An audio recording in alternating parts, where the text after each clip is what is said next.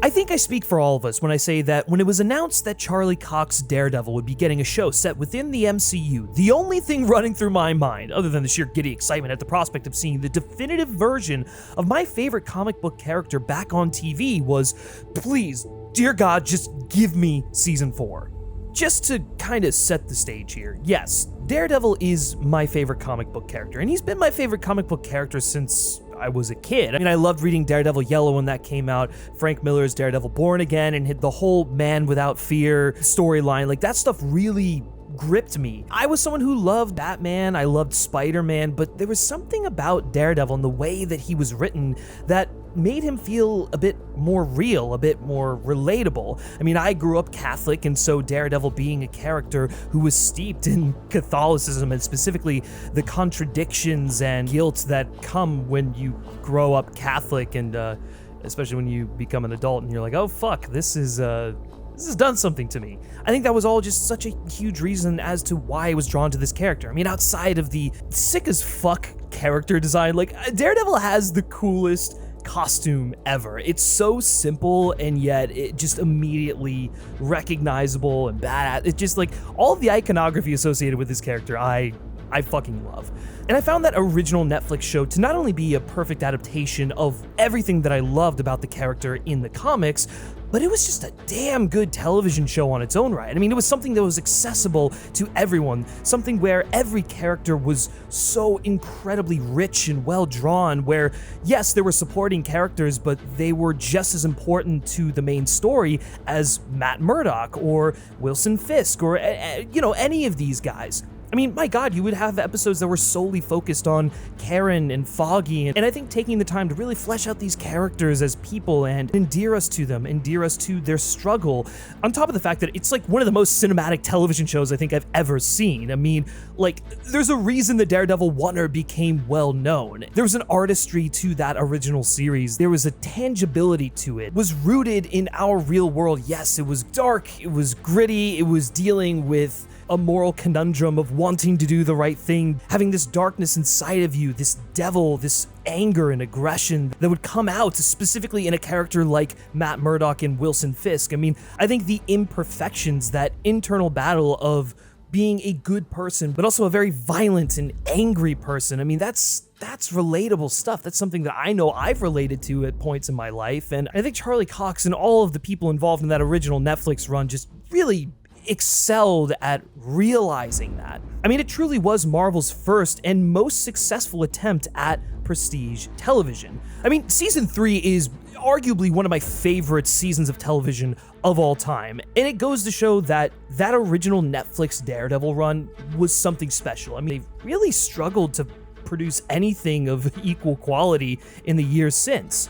Look, Charlie Cox belongs in the conversation for best superhero casting of all time. I mean, he's up there with the Tobey Maguires, the Hugh Jackmans, the Robert Downey Jr.'s. I can't think of anyone more perfect to play Daredevil and who completely understands this character on a fundamental level than Charlie Cox. The same can be said of Vincent D'Onofrio and Wilson Fisk, the Kingpin. Those interpretations are so intrinsically linked to the show that they came from, so to bring them back under the maybe this will be a season 4, maybe it'll be a soft reboot, is a bit weird. It's like bringing back Tobey Maguire or Hugh Jackman as Spider-Man or Wolverine and not carrying over the story and history that is associated with those versions of the characters. So that idea on face value to not just do a hard reboot or do a season 4 is immediately just kind of a flawed way to continue on the Daredevil story. If you're not going to bring back the supporting cast, the people who helped make that original Daredevil series what it was, what's the point? And so to say that the Devil of Hell's Kitchen entered the 7th circle of hell during the series development would kind of be an understatement. What started as the promise of an 18-episode revival was walked back until it was whittled down to just 9 episodes, 4 episodes shorter than the 13-episode seasons of the original show. But it wasn't just the episode count that underwent an overhaul. No, by September of 2023, the series we were promised over a year earlier had drastically changed. Production was halted, the showrunners were fired, and in their place, a new creative team was brought on board to bring the series more in line with its Netflix predecessor. Because you see, Daredevil Born Again, as it was originally conceived, wasn't actually that long-awaited fourth season fans had been hoping for. No, despite the return of Charlie Cox and Vincent D'Onofrio, it was intended to be something entirely different. A complete relaunch of The Man Without Fear that sought to capitalize on the nostalgia of the Netflix series while taking the character in a radically different direction. Daredevil would truly be born again. However, not everyone was on board with this plan. The cast, namely Cox, D'Onofrio, and Jon Bernthal, all expressed concern that they were making a show bound to disappoint the fans who were expecting a direct continuation of the series they were most associated with. And I mean, they had a point, right? Using those particular actors for a totally new show would have been borderline false advertising. So, for fans like me, the decision to pause, reassess, and retool the show to be more in line with that original Netflix series was a welcomed development. I mean, why wouldn't it be, right? Coming off of a slew of half-baked Disney Plus series that would have benefited from a bit of workshopping, it was nice to see the mouse preemptively own a mea culpa and course correct, especially considering the impressive legacy of the show they were following. Rather than going down with a sinking ship, Kevin Feige and co. took heed early and sounded the alarm before it was too late. I see this as an absolute win. But as we learned from Deadpool and Wolverine, No, I made an educated wish! sometimes an educated wish isn't quite as educated as you'd hoped. Did you say you made an educated fucking wish? Because for as much as I wanted Daredevil Born Again to be season 4 of the Netflix show, in retrospect, Frankensteining this show into a crude facsimile of that series midway through production seems like a huge mistake. Now, let me be clear. This show absolutely should have just been season 4 from the jump, like, bar none. That was unambiguously the right direction to go in, given the return of Charlie Cox and Vincent D'Onofrio as Matt Murdock and Wilson Fisk, respectively. I mean, at the risk of repeating myself, why bring them back if you're just going to change everything about their characters? But, seeing as that wasn't the show Marvel ultimately greenlit, they probably should have just seen the original showrunner's vision through, because anything short of a complete and total overhaul risked severely compromising the show's foundation, which is exactly what happened here. Born Again feels totally at odds with itself because of the fundamental differences between the two competing visions of its showrunners. While it's not nearly as bad as something like Justice League, I think that film serves as an excellent case study in what exactly went wrong here. If that film proves anything, it's that you can't just take something that was conceived one way and turn it into something completely different. Like, sure, Joss Whedon could have made a great Justice League movie. As the mastermind behind the Avengers, he was certainly capable of it, but he wasn't tasked with making a Joss Whedon Justice League film. He was hired to retool a Zack Snyder Justice League film.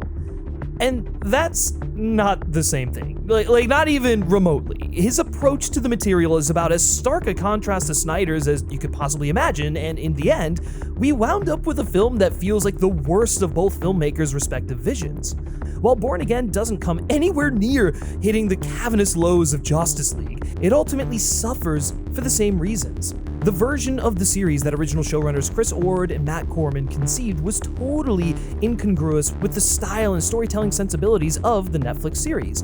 And so, despite how much I wanted this show to be a continuation of that series, it was a bad idea to try and reconfigure the show into a belated fourth season. I don't doubt new showrunner Dario Scardapane and his two co-writers Justin Benson and Aaron Moorhead could make an excellent Daredevil show, or even a great season 4 of the Netflix series. I mean, especially Benson and Moorhead, like, have you seen their work on Loki season 2? It's fucking great. The thing is, Born Again isn't an excellent Daredevil show or a great season 4 of the Netflix series. Their vision and the existing material they were tasked with reworking were simply too incongruous. In building the revamped Born Again around the episodes that had already been filmed for Born Again 1.0, Scardapane, Benson, and Moorhead unintentionally diluted their vision for the show. Rather than serving as a confident mission statement for this new era of Daredevil, the season feels like a placeholder, one that's caught between totally abandoning and fully embracing its Netflix roots. Bound to a foundation that was never intended to complement the Netflix series, the show can only nod toward the original show in the most superficial of ways, resulting in a season of television that lacks a coherent identity, playing like a cheap counterfeit of the genuine article. Charlie Cox is back and, as good as ever as Matt Murdock, but the character's complex morality and devout religiosity, the things that we love so much about Matt Murdock and the things that made his interpretation of the character in the original Netflix series such a big success, are kind of all but gone, relegated to the occasional reshot scene. Vincent D'Onofrio is back as Kingpin, and he hasn't missed a step either, but much of the character's nuance has been stripped away and replaced with cartoonish villainy. There are some well-choreographed fights throughout, not nearly as good as they were in the original Netflix one, but, pretty good. But the way this violence is shot lacks the raw immediacy of its predecessor. Likewise, Karen and Foggy are here after being entirely absent from the earlier version of the season, but they're barely characters anymore. In fact, they're barely plot devices. And sure, there's technically a season arc, I guess, but only if you squint. That said, I do have to give my kudos to Scartapane, Benson, and Moorhead for managing to create a season arc at all. Transforming an episodic show into a serialized season of television is an unenviable task, and they mostly succeed. But the seams are still pretty noticeable. Born Again is essentially just 3 standalone storylines that have been haphazardly stitched together through reshoots to create the illusion of an overarching narrative. It successfully simulates the feeling of narrative progression without the story actually going anywhere for much of the runtime. It's never a good sign when the villain's scheme isn't introduced until the final episode, and the payoff to it is withheld for the subsequent season. I mean, did anyone even think that the case Foggy was working on before he died would tie into the port Fisk was trying to develop? Was that ever even hinted at? Matt's overarching character arc for the season winds up amounting to little more than a pale imitation of a storyline that the Netflix show already told masterfully in season 3. And I mean, you could even include season 2 in that a little bit, resulting in Born Again feeling a bit redundant. How many times do we have to see Matt Murdock rebuild himself into Daredevil? I think you did it about as good as you could in season 3. Let's move on. He's decided to be Daredevil. We don't need to do the Skyfall-like storyline again. So while there are undoubtedly some bright spots to be found throughout, largely thanks to the strength of the performances, it fails to amount to much more than a serviceable, occasionally enjoyable relaunch of a much better show. And now that it's all over, I can't help but wonder whether Marvel should have just committed to the new direction the original showrunners were offering instead. It might not have been what fans like me wanted from this revival, but it probably would have shown more artistic integrity than settling for a compromised, half-hearted homage. There's a certain irony in the fact that this show is very clearly of 2 halves, given the fact that the story itself is about duality. Specifically, the duality of its 2 leads, Matt Murdock and Wilson Fisk. When the season begins, Born Again appears to be a story about 2 rehabilitated men struggling to make peace with their former selves. But as the show goes on, it becomes clear that it's actually a story about relapsing. Or perhaps more accurately, a story about 2 men learning to accept the part of themselves they've tried to deny. Fisk learns to re-embrace the ruthless, insecure tendencies that made him the kingpin of crime, while Matt comes to accept the darkness within himself and recognize that it is a necessary means to his noble ends. He can't save New York as Matt Murdock alone because there are limitations to what he can do within the system, something that becomes all the more clear once the system falls under the control of a man who embodies the rot at the heart of the city. When the structures fail and the rules become shackles for the righteous, the devil is the only answer to Matt's prayers. Despite how badly he wants it to not be true, Daredevil is the most direct path to enacting meaningful change in a broken system. Born Again starts with these 2 men in a state of denial about their true natures and slowly pushes them back to their former selves until Kingpin and Daredevil are officially reborn. On paper, this is a fantastic concept for a relaunch. You're not doing an origin story per se, but you are dealing with a lot of the same questions of identity and purpose that an origin story would. The previous 3 seasons loom large in the show's background and provided additional context for returning fans, but new audiences are able to jump in and get caught up on who these characters are without having seen the series. It's sort of the legacy sequel approach to reviving a dormant franchise. Great, makes sense, love it. The problem is, in execution, this idea doesn't quite live up to its potential. The first sign of trouble is right there in episode 1 in the inciting incidents that kickstart these character journeys. We're told these men have changed, but the thing that promoted this change is unclear. In the case of Kingpin, it's just a lot of tell without show. I mean, unless you've watched Hawkeye and Echo, and I mean, the latter of which premiered on Hulu and was barely even promoted. It's very unclear what has prompted Fisk's apparent change in heart. We're given a few lines about him being shot and falling off the map for a bit, but these are blink and you miss it moments, which isn't great considering it's the crux of Kingpin's whole pivot out of organized crime and into legitimate politics. And as a result of this shaky foundation, it's a bit hard to fully appreciate his descent back into villainy, because we don't really understand what motivated his initial turn. And this isn't helped by the fact that every other character in his life seems equally baffled by the turn. If the point was for this to be an inexplicable change of heart, you kind of need to eventually have someone state that. Yet, no one ever does. The show just acts as though we should just already know Fisk has a coherent reason for doing what he's doing. Because, as far as the show's concerned, you're all caught up on your Kingpin and the MCU lore. And even within that context, if you had just watched Hawkeye, you still would have had to have watched Echo to even have some sense of what's going on with Fisk in this season. And as for Matt, the issue with his inciting incident isn't that it's unclear, but rather that its impact on Matt isn't particularly coherent. The season opens with, spoiler alert, Foggy's death. On its face, this is an extremely clear-cut way to motivate Matt's retirement. Who wouldn't be demoralized and demotivated in the wake of their best friend's murder? And yet, the show can't seem to decide why Matt feels responsible for this tragedy. At times, it seems as though Matt feels guilty for going too far in the wake of Foggy's death. In a moment of emotional weakness, he snaps and throws Bullseye off a roof. But then, Bullseye survives, which kind of muddies things a little. Sure, whether Dex lives or not doesn't change the fact that Matt went too far, but it certainly weakens the point a little, but fine. However, at other times it seems as though Matt actually feels guilty about failing to kill Bullseye.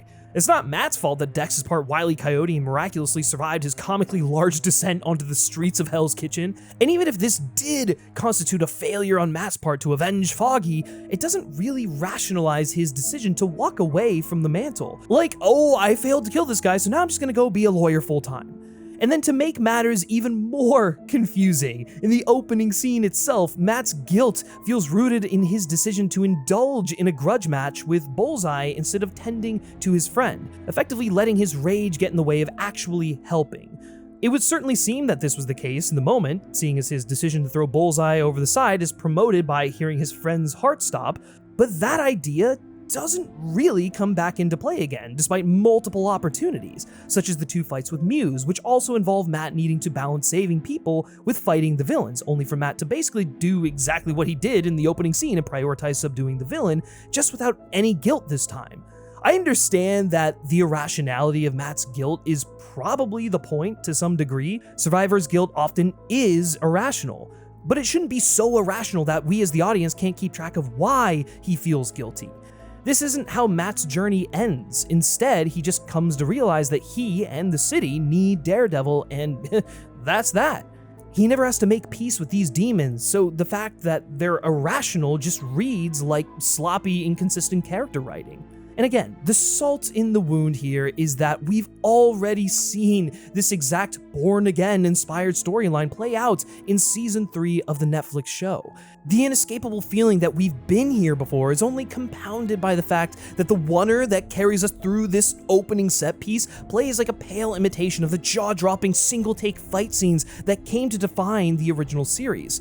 Where those oneers felt organic, like a team of filmmakers trying to outdo their previous efforts each season, Born Again's oneer feels perfunctory. It's just here because it was a tradition to have one every season in that Netflix show, which isn't to say the team behind Born Again's oneer lacked skill. I mean, in fact, we have footage of the original blocking of the fight, and it's badass. So badass that it almost makes me a little sad because I don't really understand how a previs take has me more captivated than the final version. Where was the disconnect between production and post? It's clear that this sequence had potential, but it lands with a thud. Kinda like Bullseye himself. At At the end of the day, episode 1 simply isn't as polished as it needed to be to rationalize such a dramatic shift in the status quo for its leading characters.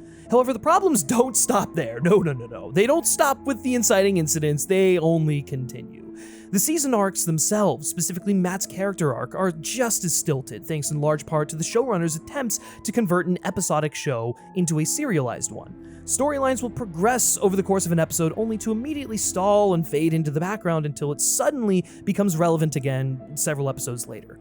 There's no natural progression. Matt will come to a realization about himself and his true nature, but then won't act on it. For example, in episode 2, Matt is forced to break his vow to step away from vigilantism when he has to fend off 2 cops who come to kill his star witness for the White Tiger trial. This moment plays out like the devil rearing its ugly head. Matt even lets out a primal scream as all the rage he's been bottling up is released in a flurry of violence. But then, we don't really revisit this relapse until episode 4, when the tools of the devil call to him in the wake of Hector Ayala's death. His failure to prevent injustice through legitimate channels, paired with a brief encounter with Frank Castle, who calls out his unwillingness to do what he knows is necessary, pushes him back towards an extrajudicial means of pursuing justice. Restless and in despair, he goes up to the roof and practices with his billy clubs, a moment that is intercut with Kingpin, more or less doing the same, but in the opposite direction, indulging his inner demons by going down to his basement to partake in a little red meat, red wine, and red-blooded sadism, glaring at Vanessa's imprisoned ex-lover while he gorges himself. The moment is punctuated by the captive man screaming, "Let me out!" as if the physical manifestation of the demon inside both men begging to be released. It's such a cool moment, and the only problem is this comes to a screeching halt in the following episode. Episode 5 basically hits the same beats as episode 2, effectively dragging Matt's arc back several episodes. Matt indulges in some righteous violence by taking down a group of Irish bank robbers and brutally stomping on the leader's leg as he tries to escape, this time assuming a mask to signal his evolution back into a masked vigilante. But this is exactly where he's been for several episodes already. Episode 4 ends teasing Daredevil's return, but when episode 5 opens, it's as though he hasn't reached that conclusion yet. And it's only through his encounter with the bank robbers that he realizes he needs to become Daredevil again. The show is treading water and calling it swimming, and so by the time Matt finally chooses to suit up, for real this time in episode 6, the moment is sapped of any gravitas. The show has been spinning its wheels on this exact moment for so long that the climax feels unsatisfying. Luckily, the Kingpin storyline is generally better served by this transition to serialization, even if his ultimate plan is a bit underbaked and convoluted. Over the first 4 episodes, we are repeatedly shown this darkness bubbling beneath the surface, and unlike Matt, we can actually observe incremental changes in his attitude and behavior. These changes come to a head when it's revealed he's chained up Vanessa's ex-lover in his basement, the physical embodiment of his repressed rage. Once this is revealed to the audience, it becomes clear that despite his efforts to suppress his darker impulses and walk away from his criminal enterprise, Fisk hasn't changed. But it almost makes it clear that Fisk is sincere about wanting to change. This isn't necessarily a ruse, it's just a man struggling and failing to fight his cruel nature. Sure, he ran his mayoral campaign and subsequent administration like a mob boss, but in Fisk's mind, there was a distinction. Similarly, Fisk keeping his wife's lover locked away in his basement is a perverse act of mercy. The old Kingpin would have slaughtered this guy like the first time he saw him, but this new Fisk? No. He's not gonna let himself. He's still literally torturing the man, but it's to demonstrate his supposed restraint, which is about the best you're gonna get from a guy like Wilson Fisk. Through conversations Fisk has with his staff and his estranged wife, we learn that although the impetus for this change of heart is poorly defined, his motivations aren't. Fisk's desire to be a mayor is partially driven by a compulsion to emulate the kind of power his father respected. He talks about the only man his father admired being Mayor LaGuardia, and through this revelation, we come to understand that, to Fisk, acquiring LaGuardia's desk symbolizes the attainment of a similar level of status respectability. But as he's reminded of by the city's elites in later episodes, he'll never be accepted as one of them. He might hold legitimate power, but his status as an elite is illegitimate in their eyes. He's little more than the ruthless gangster he's always been. And instead of striving to prove them wrong and rising above that perception, he resolves to using brute force to command their loyalty. Yet, with that said, it's extremely clear that Fisk isn't trying to live up to his father's expectations. No, becoming the kind of man his father respected is merely part of the puzzle. Fisk's journey is transparently fueled by his estrangement from Vanessa. Fisk and Vanessa aren't seeing eye to eye, and Fisk is trying to remake himself as a more reputable man, in the mold of the people his father admired, to earn back her love and respect. In a way, the decision to refashion Born Again as a direct follow-up to the Netflix show is the best thing that could have happened to this storyline, because it necessitates the return of Eilert Zurer, whom the previous showrunners had curiously opted to recast. Like, one of the most bizarre decisions they could have made. As a result of bringing Zurer back, a number of Fisk scenes were seemingly reshot by the new showrunners to accommodate the recast, and these scenes are written and structured with serialized television in mind. Where Matt's arc feels stitched together from material they already had from the previous iteration, Fisk's naturally evolves over the course of several episodes with little stagnation. Unfortunately, Vanessa herself doesn't fare so well. Her scenes are definitely geared towards telling a serialized story, but they don't really serve much of a purpose outside of contributing to Fisk's story. The most we get to know about her as an actual character is that she isn't as into the new Fisk as he seems to think she will be, but that tension is in squarely service of Fisk's journey. The more he tries to be the person he thinks she wants him to be, the more it repels her. It isn't until he realizes she likes him for the cruel, obsessive man he is deep down that they are finally able to get on the same page and run a criminal empire as a couple. Once his love is reciprocated again, he's finally able to move past her betrayal. This fixation on loyalty is the kernel of his true self that remains even when he's trying to change. It's his Achilles heel. The more he begins to question the loyalty of those around him in both his personal and political lives, the more he's pushed towards his darker impulses.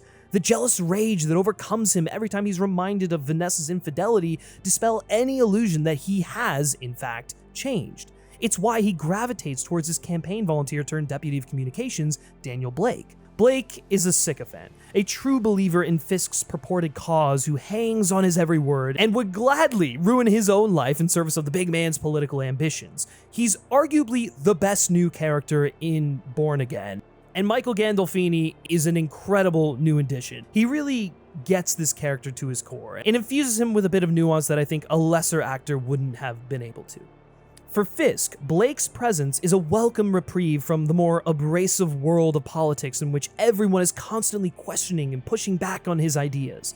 When that loyalty is rewarded, it engenders a culture of subservience among his staff, who begin curtailing dissent, even when it's warranted. As Fisk becomes more and more his old self, his tolerance for dissent evaporates, something that is most overtly demonstrated through his relationship with Police Commissioner Gallo. What started as a contentious dynamic quickly devolves into blackmail and palace intrigue before culminating in the most excessive and frankly jarring depiction of violence in the season. Like, not to go on a tangent here, but the whole head-crushing scene was just a bit gratuitous, in my opinion. Like, I get it, it's an effective way to illustrate Kingpin's return, but it didn't feel earned. We already saw Fisk snap when he beat up Vanessa's boy toy, and then again when Vanessa executed him, effectively giving him permission to release the demon inside.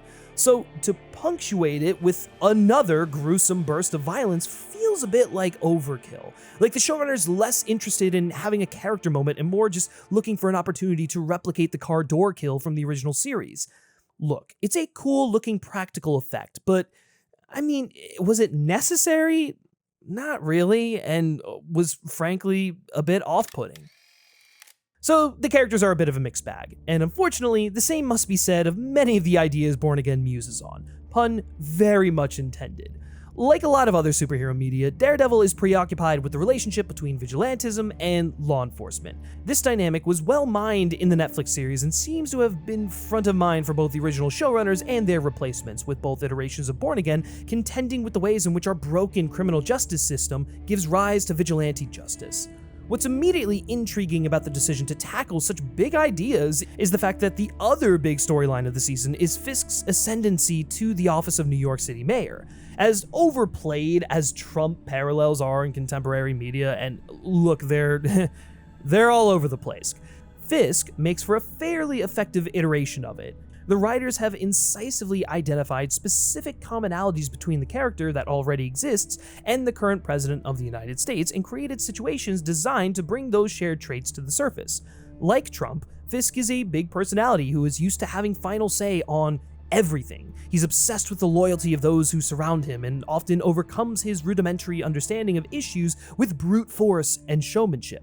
His whole public persona is built around being the boss, and he's unafraid to leverage that to intimidate his rivals and critics. And above all, it's his willingness to use the office for personal gain that most reflects Trump's approach to politics. However, this alone isn't what makes Fisk such a surprisingly effective stand-in for Trump. The thing Born Again gets right that so many Trump analogs don't is that it understands why Trump is appealing to so many. Like Trump's numerous runs for office, Fisk's mayoral campaign is light on specifics, boiling down to a catchy four-word slogan not too dissimilar to Make America Great Again. Fisk can fix it. This simple, action-oriented platform has particular appeal to working-class New Yorkers who are prone to public displays of their support, wearing brightly colored caps emblazoned with his slogan. We're shown that his supporters are more than willing to overlook his prior criminal activity because he isn't a politician and says it like it is. Scartapain makes pains not to paint these voters as evil or unintelligent, but rather as everyday people who truly believe they're voting for a necessary change to a system that has failed them time and time again. This is why Trump has such wide appeal, and why so many efforts to discredit him fall flat. Fisk, like Trump, positions himself as a man of action. He gets stuff done. Even his critics have to agree, even if they don't like the things he's doing. Fisk is elected mayor because, like his slogan suggests, he promises to do things. And if Fisk is playing the action man, then Matt is the opposition, unwilling to get into the game lest it make things worse. He used to be that guy, he used to take decisive action, but due to a general sense of guilt, he's no longer willing to play that role. Instead, he's trying to play the game on the margins, making incremental changes in the hopes it'll eventually tip the scales. It isn't until Hector Ayala's murder that he starts to understand that he's doing himself no favors playing the game this way. More than anything else in the show, this subplot, the White Tiger arc, demonstrates the error in calculation Matt has made in walking away from Daredevil. It's a pity that the show peaked so early because, for my money, the White Tiger arc in episodes 2 and 3 is easily the most effective attempt at socio-political commentary in the entire series, which is kind of ironic considering it was mostly untouched material from the original iteration of the show. But regardless of where the ideas came from, what makes the White Tiger arc so compelling is its unflinching portrayal of systemic police corruption. Plenty of superhero media has engaged with the idea of police corruption over the years, but a consistent pitfall in a way a lot of this media approaches the topic is the unwillingness to point the finger at the institution of policing. A lot of these stories graze right up against this point before pulling back and coming to the conclusion that the ultimate problem is individual cops betraying their oath to protect and serve. It's the bad apples argument, we've all heard it before. What's so refreshing about the White Tiger arc is it doesn't shy away from the inconvenient truth. The entire conflict is predicated on the idea that when a corrupt cop is challenged, the entire police force will close ranks around this regardless of their guilt. When Hector Ayala stumbles upon a clear example of police brutality taking place in an underground subway station and tries to intervene, an altercation breaks out, resulting in the accidental death of an officer. Hector is unjustly incarcerated for the death and facing the death penalty when Matt decides to take him on as a client. Over the course of the trial, the police show solidarity with their surviving officer, Powell, engaging in intimidation tactics to demoralize Ayala and dissuade potential witnesses from speaking the truth. At one point, it's even indicated that Powell is known to be a particularly problematic officer, and yet the police still rally behind him despite the possibility that he isn't being honest about what happened. As McDuffie, Matt's legal partner, tells him on the first day of the trial, NYPD backs us up. To these officers, Powell's guilt or innocence is inconsequential. It's about insulating the institution from criticism and external oversight, no matter what. In a way, it's no different to the way the criminals they go after behave.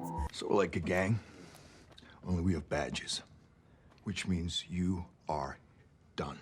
The police force is an in-group, and they will protect that inner circle from any out-group at all costs. It's antithetical to the core ethos of law enforcement, to protect and serve. But the sad fact is, when the police have to choose between serving justice or throwing one of their own under the bus, they will almost always choose to subvert justice. Their loyalty is to each other first and foremost. Come to think of it, they sound a lot like this guy. I've learned that loyalty and courage, two qualities that are not easily replicated. This is an incredibly strong stance to take on the problems with policing, going against every instinct these studios have to moderate and treat the line with mealy-mouthed half measures, particularly in a big IP project like this. It's a subject they're often too afraid to broach, and yet they do. More shocking still, when Matt successfully exonerates Hector, the police retaliate and execute him in cold blood. Hector challenged their authority and paid the price with his life. Its unflinching portrayal here serves as a full-throated indictment of the brutal reality that is police violence in America. In a country where the police are regularly empowered to use lethal force without impunity, we are all one transgression away from becoming Hector Ayala, or even Foggy Nelson. Because in an earlier version of this show, this was the same fate that befell Foggy, slain by a corrupt police officer rather than Bullseye, for sticking his nose into the NYPD's dirty laundry. As much as I love Wilson Bethel's portrayal of Bullseye, his inclusion weakens what would have been another incisive and damning critique of law enforcement. Like Ayala, Foggy would have died for no other reason than he challenged law enforcement's monopoly on authority. It also would have added an interesting wrinkle to Matt's decision to give up his alter ego and commit himself to working within the law, effectively working alongside the people who killed his friend. Perhaps this is why they ultimately felt the need to change this subplot. It certainly would have made it harder to justify Matt's decision to continue to uphold the system, but either way, it's a damn shame they changed it. Worse still, the decision to bring in Bullseye has no bearing on the issues Matt is grappling with throughout the show, particularly the broken nature of the criminal justice system. It's especially baffling because Bullseye spends most of the season off-screen in prison, so it would have been really easy to tie him into a critique of this system, and it would have been even easier to do in reshoots given the fact that he's on his own and doesn't need to interact with other principal cast members. But no, they chose not to do that, or anything with him really. He just sort of exists as an easy out for the showrunners. Having the police kill Hector is one thing, but having them be responsible for the death of a beloved mainstay of the original series is an entirely other thing.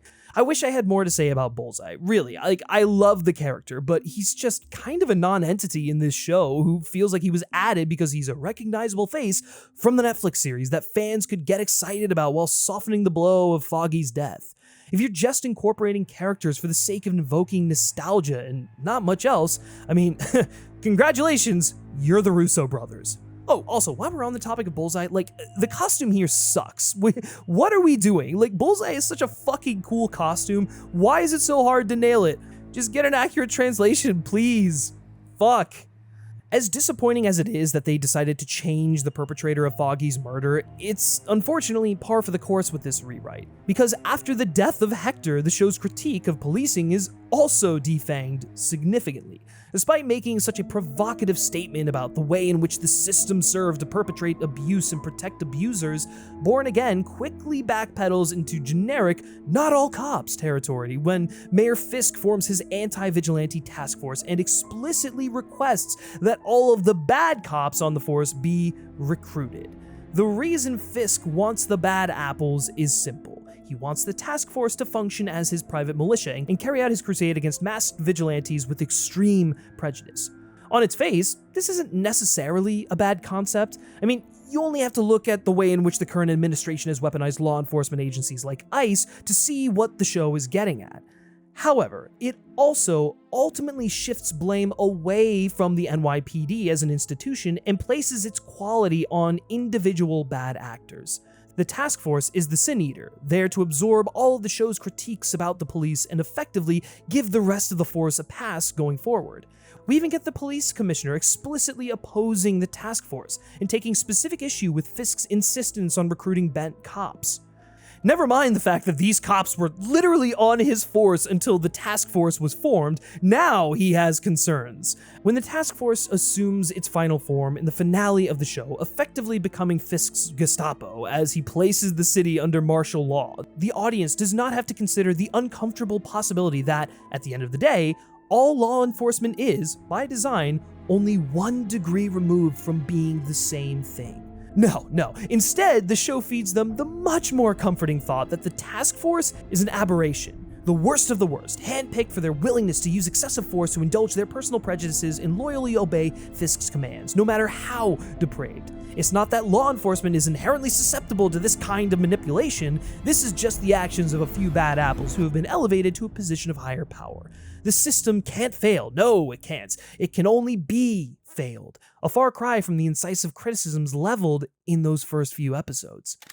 In spite of some faults, the first 4 episodes are laser focused on interrogating big ideas and asking difficult questions. As the bodega guy in episode 4 tells Matt, if we as a society truly wanted to stop crime, it would be cheaper and more effective to simply help people in dire straits. But instead, we're perfectly content spending quadruple the amount to have them sit behind bars for trivial offenses until it becomes impossible for them to break the cycle.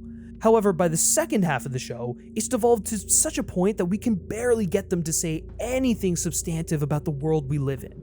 I can't say for sure whether this was a byproduct of the rewrites or a problem that found its way into the original writer's room, but it does seem to be disproportionately true of the episodes that were heavily or outright overhauled. Fortunately, the Punisher, Frank Castle, escapes largely unscathed.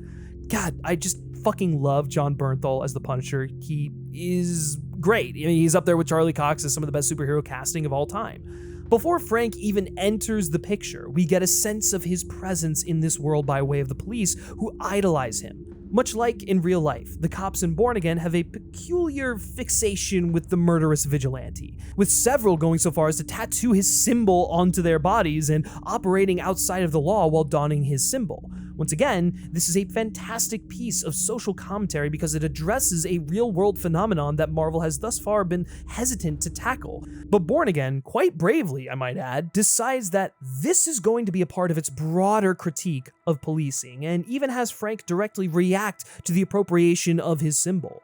When Ayala is assassinated, Matt's only lead is a Punisher symbol that has been engraved into the bullet casing, which leads him to confronting Frank about his potential involvement. Frank is obviously not involved, and when confronted, he makes his distaste for the fact that some police officers have taken to idolizing him known. As far as he's concerned, they're a bunch of fanboys, violent thugs who don't understand him, his beliefs, or his pain. To Frank, they're just cosplaying him as part of a power fantasy, and it disgusts him. When he finally confronts them face to face in the season finale, he not only slaughters them without remorse, he does it twice. For as much as some of the early action didn't quite work for me, the primal fisticuffs and gunplay made the crossing from Netflix to Disney Plus nearly flawlessly. This is in large part due to the involvement of Dario Scardapan, who was heavily involved in the original Punisher series. When Frank's finally captured, he refuses to play into their fantasy and instead berates them. Think you know my pain? Think you know my loss? The show understands that the character of Frank Castle would have very little respect for the police. For all of his faults, Frank is very much anti-establishment, and the police are an instrument of the establishment. They co-opted a symbol that is deeply tied to his personal trauma without realizing that this trauma is what gives the symbol meaning, and he has very little patience for that. The only hitch with all of this is that there's simply not enough narrative real estate devoted to reflecting on why the Punisher appeals so much to the police. For as anti-establishment as the Punisher is, police are drawn to him because of his cavalier attitude towards violence and his pursuit of a personal brand of justice that has little regard for the rules.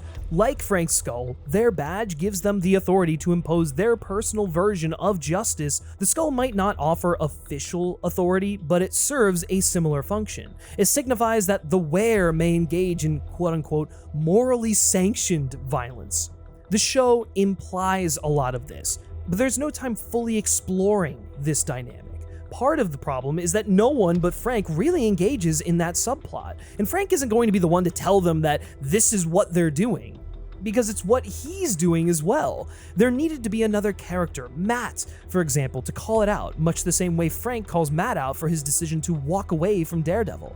Matt gestures at some of Frank's issues, specifically in their first confrontation in episode 4, but he never goes far enough to make the point that if Frank has such a big problem with the police using his symbol, he should probably do some introspection. For all of their ideological differences, the police and the Punisher are more alike than Frank would care to admit, and they use their respective badges to justify similar actions. But at no point does a third party force Frank to confront the overlap. Maybe we'll get something in the Punisher special. I mean, I hope so. I have a feeling that'll be a big part of where they go in that thing, but as it stands, it feels a bit like squandered potential here. Despite the fact that some of these latter episodes drop the ball, it can't be overstated how much the White Tiger arc fucking slaps, man. Like, not only are its political elements the strongest in the entire show, but it serves as a window into Matt's internal struggle. His experience with Hector is the first real test of his resolve to give up vigilantism in the wake of Foggy's death. In his investigation, Matt discovers that Hector is the vigilante known as White Tiger, and this revelation becomes the cornerstone of his defense. He uses White Tiger's commitment to this crime-fighting alter ego as a character defense of his client, arguing that if Hector's the kind of person who would take protecting his community into his own hands, then does he really seem like the kind of person who would go around killing people? On the surface, Matt is making the case that Hector's vigilantism is proof of his virtue. But in the process of doing so, he's forced to contend with the fact that deep down, he's wrestling with whether the same is true of him.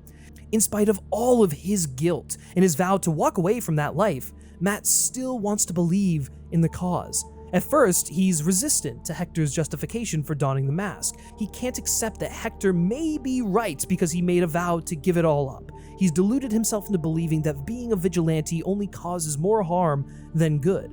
But Hector believes it's a public service, an honor, a sign of character. He and the White Tiger are not two separate people, they are one. Yes, that comes with consequences, but those consequences are sacrifices Hector has accepted as being part of the calling. Matt can't reconcile the consequences that come with acting outside of the law. While still driven by the same desire to see justice served, he convinces himself that doing it, as Matt Murdock, is the most effective way to achieve this mission, a perspective that is briefly vindicated when he manages to prove Hector's innocence. But it comes crashing down almost immediately when Hector is killed. Matt thought he could be Decent men in an indecent time! Much like how Matt would see justice served as Daredevil when he lost a case in court, his enemies have adopted this same tactic and taken matters into their own hands. Hector's death proves the assumption that cutting Daredevil out of his life is best for everyone to be wrong. Because in the end, Daredevil could have done something about what happened to Hector, and Matt couldn't. There will always be negative consequences when justice prevails in a city as corrupt as New York City. And Matt has willfully turned a blind eye to that reality. He's essentially tied one hand behind his back and tried to win a rigged fight. As the son of Battling Jack Murdock, he should have known better. Even his strategy of revealing Hector's identity to the court, judge, and jury while inspired was kneecapped by the fact that Matt wasn't Daredevil. Matt was putting Hector directly in the crosshairs, and while Hector knew the risks and went along with it anyway, Matt did so without any measure in place to protect his client from the consequences of this risky play. Were Matt still Daredevil, he could have done more to shield Hector from potential reprisals. If justice comes at a price in and outside the law, then the ultimate point of the White Tiger arc is that Matt comes to understand that Daredevil may in fact be needed to save the city. most people appreciated the need for people willing to put themselves on the line to do it. This is an idea that is further expressed through the BB Report, aka the single best creative decision the showrunners made while revamping the series. Like, fuck man, I can't express how much I loved those little BB Report vignettes. It's so good. Primarily used as scene transitions, these little man-on-the-street interviews take the pulse of the city and provide insight into what people are thinking about the events of the story. Whether that be Fisk's mayoral campaign, the overall state of the city, or the spike in vigilante activity.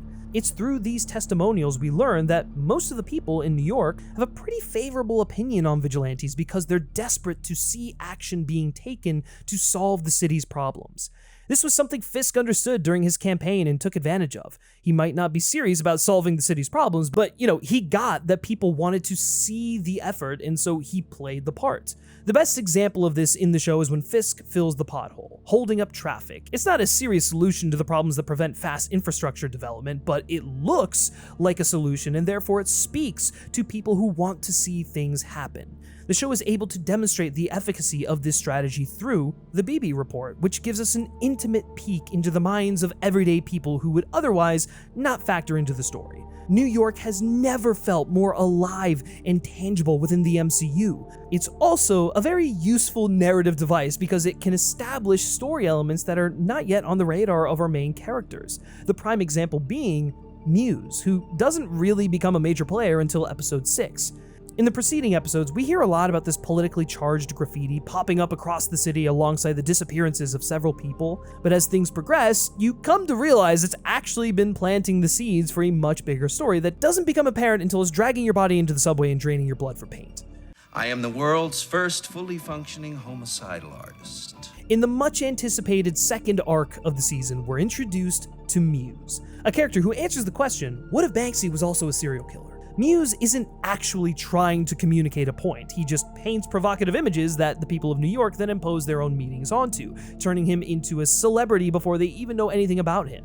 In the end, Fisk does the same, projecting motivation onto his killing so that he can advance his agenda. In death, Muse becomes just as malleable as his art. This is all great, but like a lot of other things in this show, Muse feels severely undercooked. You have a character who literally makes art out of human blood, and the show can't find anything for him to do besides exist in the background for a few episodes, show up, obsess over Matt's new girlfriend, Heather, get shot, and then get turned into a political scapegoat. I mean, just think about the symbolic potential blood has in a story about a city on the brink of destruction. This guy is literally bleeding New York dry while hiding away in the subterranean arteries of the city. It had so much potential to be a potent metaphor for the wider rot that is eating away at New York City, but it doesn't go anywhere. He's ultimately the reason Daredevil comes back, but not because of anything inherent about the character. The biggest issue is he's so poorly integrated into the overarching plot of the season. Muse's only real presence in the show is in those aforementioned BB Report episodes, in which they're dropping hints that he's out and about, making provocative street art, foreshadowing that doesn't even really make sense in the moment unless you're aware of the character and his inclusion in the show. He amounts to a nothing sub-boss who only really serves to add friction to Matt's relationship with Heather and give Fisk a scapegoat to escalate the action of his task force. Just another functional character and a long line of them. And functional is me being very generous here because the way he contributes to Heather's story is pretty lacking.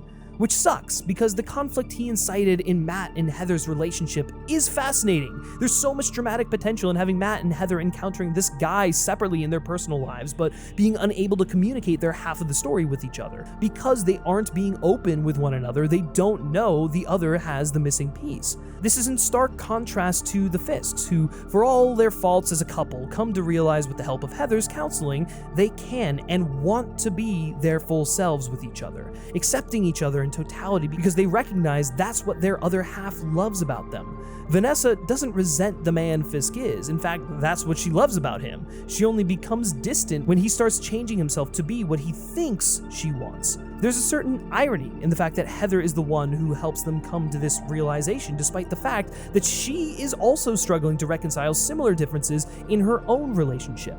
What's weirdly compatible about Matt and Heather is that they're both the kinds of people who are better at solving other people's problems than their own. Matt's a lawyer, great at advocating and fighting for other people, not himself. And Heather's adept at understanding people in the abstract, but in her own relationship, she doesn't fully recognize a disconnect. It's the tragedy of their relationship. On paper, they do feel like they should be a great couple. It's why McDuffie sets them up in the first place. And to her credit, they do clearly like each other. But it was clearly something that was not meant to be, at least at this particular point in their lives. This is an incredibly mature understanding of why sometimes relationships don't work, even though they feel like they should.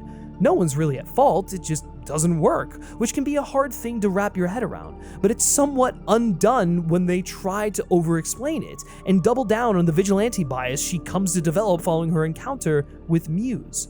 That becomes the crux of their falling out, and it's a really uninteresting reason for their relationship to end. You had a great story about the breakdown of communication in a relationship that, while not perfectly realized, still had a degree of nuance to it, and then it gives way to a baffling misunderstanding. Heather almost instantly starts to hate vigilantes as Matt is becoming Daredevil again, despite the fact it doesn't really make any sense. Like, I get her encounter with Muse is meant to be the catalyst here, but mask or not, he is very clearly not a vigilante, and then she is saved by Daredevil, someone she knows to be a hero and has previously expressed interest in questioning for her book. Yet that doesn't seem to factor into her decision. A man in a mask attacked her. Vigilantes wear masks, therefore vigilantes are dangerous. I get being shaken up, really, but Daredevil saved your life and then you watched the police take credit for your kill, knowing they didn't do a damn thing. They're lying about your trauma and your first instinct is to side with them against the guy who saved you? I just don't buy that the Heather we saw in the previous episodes would behave this way. It's character assassination because they needed to get Heather out of the show so they can bring back Karen. This isn't me shipping Heather and Matt either, by the way, like Matt and Karen all day, easily. I like the fact that this was a romance doomed to fail, but they just couldn't stick the landing.